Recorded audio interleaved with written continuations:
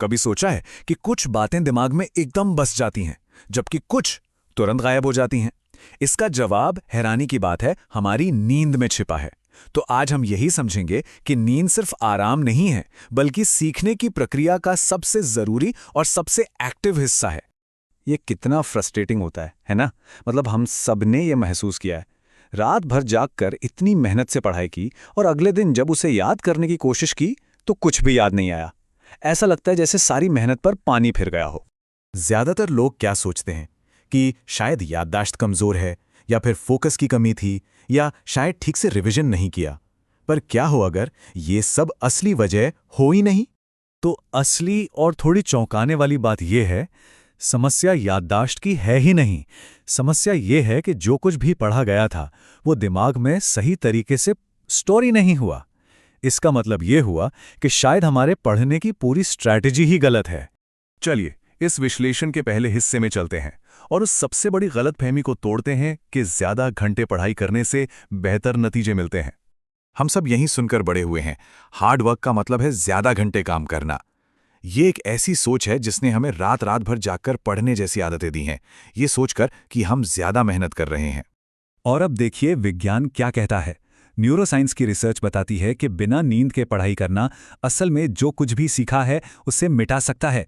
जी हां, मजबूत करने के बजाय ये उसे डिलीट कर देता है। इसे समझने के लिए सीखने की पूरी प्रक्रिया को दो हिस्सों में देखिए। पहला हिस्सा है जानकारी को अंदर लेना, यानी इनपुट। ये हम जागते हुए करते हैं, पढ़ते हुए। और दूसरा सबसे जरूरी हिस्सा है मेमोरी को स्टोर करना, यानी प्रोसेसिंग।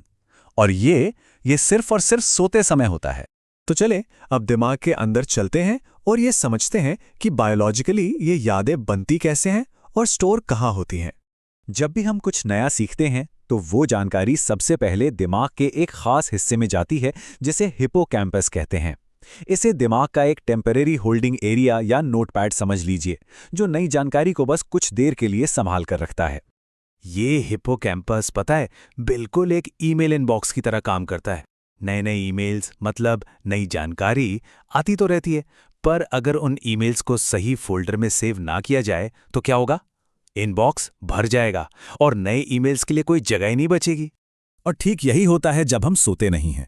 दिमाग का ये इनबॉक्स पूरी तरह से भर जाता है और फिर नई जानकारी को जगह देने के लिए दिमाग पुरानी जानकारी को बाहर फेंकना, उसे डिलीट करना शुरू कर देता है।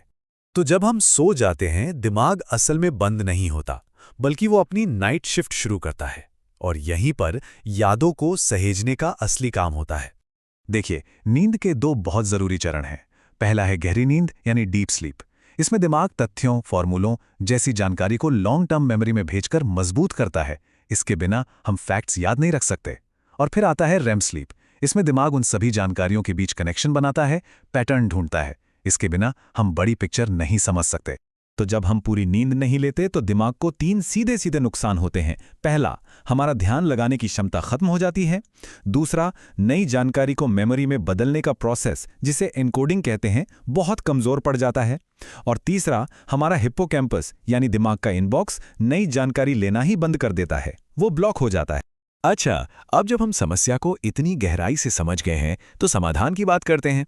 और ये समाधान ज्यादा मेहनत करने के बारे में नहीं है, बल्कि दिमाग के काम करने के तरीके के साथ मिलकर काम करने के बारे में है।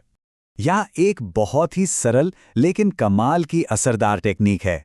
सोने से ठीक पहले सारी किताबें और स्क्रीन बंद करके सिर्फ 10 मिनट के लिए जो भी दिन में पढ़ा है उसे बिना देखे याद करने की कोशिश करें।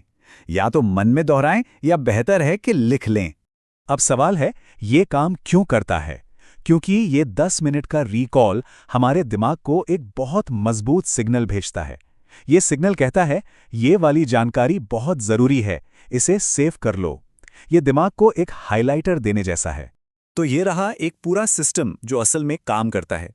दिन में पढ़िए, बीच बीच में छोटे छोटे रिकॉल सेशंस कीजिए, रात में सोने से पहले वो 10 मिनट का फाइनल रिकॉल जरूर कीजिए, फिर 7 से 8 घंटे की अच्छी नींद लीजिए और अगले दिन बस एक हल्का सा रिवीजन कर लीजिए।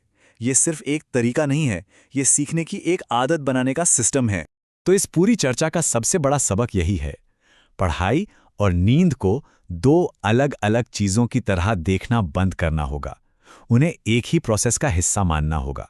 क्योंकि सच तो ये है कि हम आज याद रखने के लिए नहीं पढ़ते, हम कल याद रख सकें इसके लिए आज रात को सोते हैं।